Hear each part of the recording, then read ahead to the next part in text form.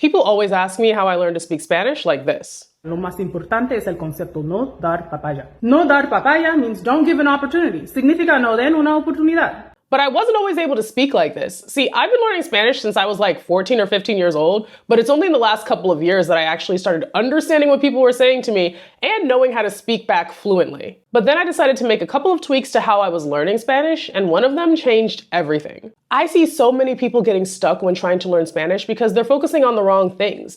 They're getting stuck on translations and grammar, and then they can't keep up with native speakers. And I was there too, but once I made this one simple change, I went from struggling to being able to understand real conversations in Spanish. And I'll tell you what that is, don't worry, but first I'll walk you through the steps I took to get fluent in the first place. First, I knew that if I wanted to actually speak Spanish, I had to, speak it.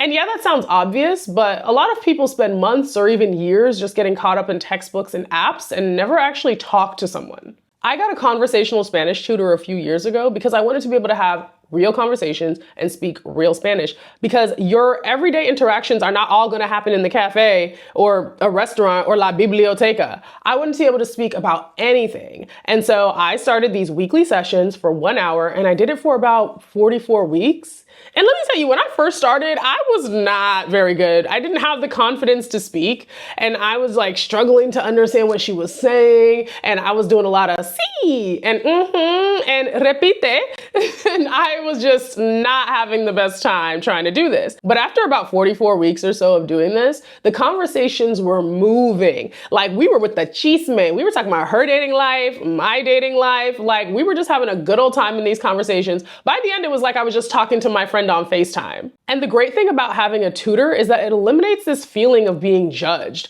because I feel like a lot of us don't want to speak Spanish because we're like, oh, I'm going to mess up, blah, blah, blah. Like, your tutor's expecting you to mess up, and they're there to correct you. So now you can speak freely, and this person's not going to roll their eyes because they're like, oh, this person used the wrong past tense verb or whatever it is, and you can just feel more comfortable. And when you're thrown into a conversation, it's sink or swim. You learn faster that way. And especially because my Spanish teacher didn't really speak English. Like, her profile said that she spoke Spanish and English, but she did not. So the only way that I was gonna get through them sessions was just speaking Spanish. Another thing I did was I started watching TV shows in Spanish, but not Spanish speaking TV shows with English subtitles. I was using Spanish subtitles because my Spanish reading ability was a little bit better than my Spanish listening ability. So that way I could watch a show and still learn, even if I had to cheat a little bit and read the subtitles. Watching shows and movies will help you understand phrases and colloquialisms through the context. So you're not sitting there trying to translate every word, because sometimes you just can't do that. You can't translate individual words for certain phrases because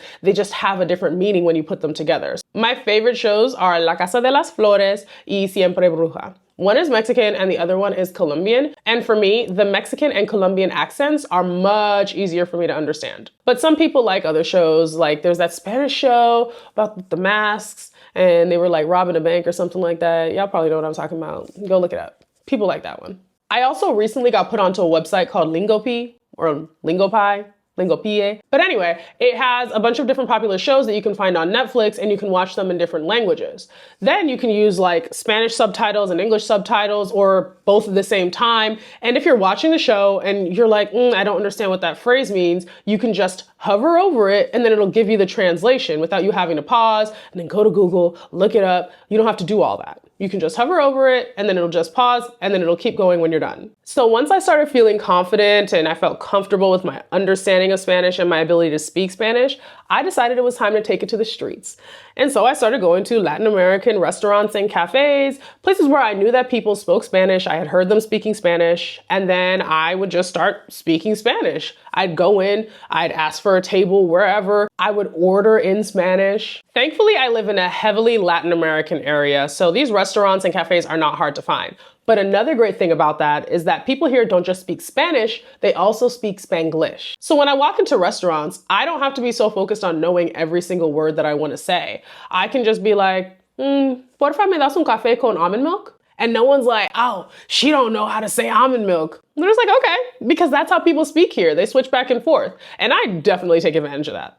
But if you're still a little nervous to do this, you can start with just ordering your favorite dish in Spanish, or maybe saying simple phrases. So let's say you're ordering something and you don't want to have anything else. You're good. You can go, es todo. Ya es todo. That means that's all. And when you see their response and they're like, okay, they understood you, hopefully that can give you a little bit more confidence to say a few more words. Now, going to restaurants and cafes is cool. It was really helpful and it really helped me to get my feet wet while I was here in the United States. But something that I did that really helped was going to Spanish speaking countries and really immersing myself in the language. And I'm not gonna lie, sometimes when you do this, it can be difficult to get people to actually communicate with you in Spanish because for one reason or another, they might just assume you don't know it, or maybe they're just like, I don't feel like it. But if you speak it and you're confident in the words that you're saying, just continue to speak. And there will be people who are going to embrace it, who are going to love that you're speaking Spanish with them. And hopefully this will continue to foster an environment where you can grow and learn more about the language. Now, I understand that travel is a privilege. So if you cannot travel, you can still have an immersive experience by doing things like changing your phone to Spanish or your social media.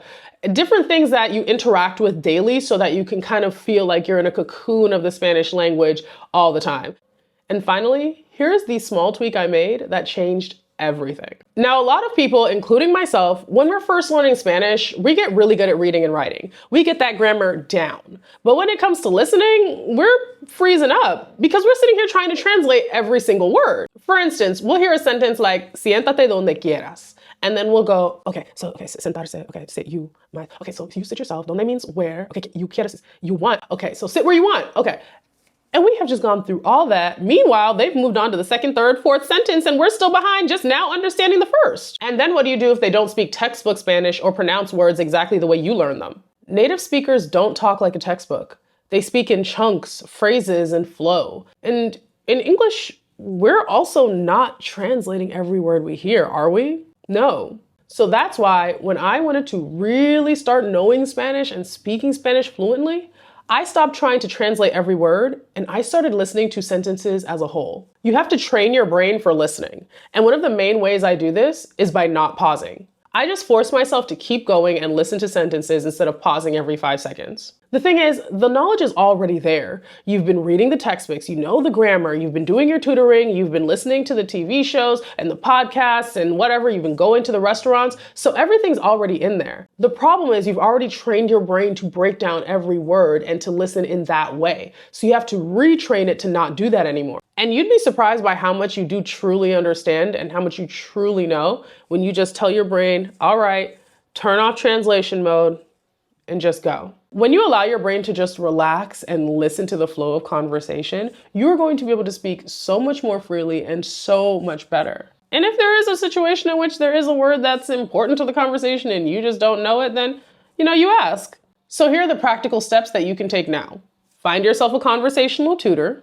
Watch TV shows in Spanish with Spanish subtitles if you can. Start ordering at restaurants in Spanish. And challenge your brain to stop translating every word you hear and start listening for full sentences. And remember, you don't need to be perfect, you just need to keep going. Learning another language is not easy. And people who are native speakers and they're listening to you, I promise you they will be very impressed by just your ability to communicate even on a basic level. And you don't have to be a scholar of Spanish literature to be able to say that you speak Spanish. There are levels to Spanish. You can have basics, you can have the conversational level, you can have a business professional level. I've also heard some people make the case for learning Spanish for the situation in which you need it. So if you do work in hospitals and you want to know Spanish so that you can communicate with some of your patients, then you can just learn Spanish for that situation. So let me know in the comments what your biggest struggle is with learning Spanish. And remember, like and subscribe for more videos like this, as well as travel stories and travel content. Nos vemos pronto.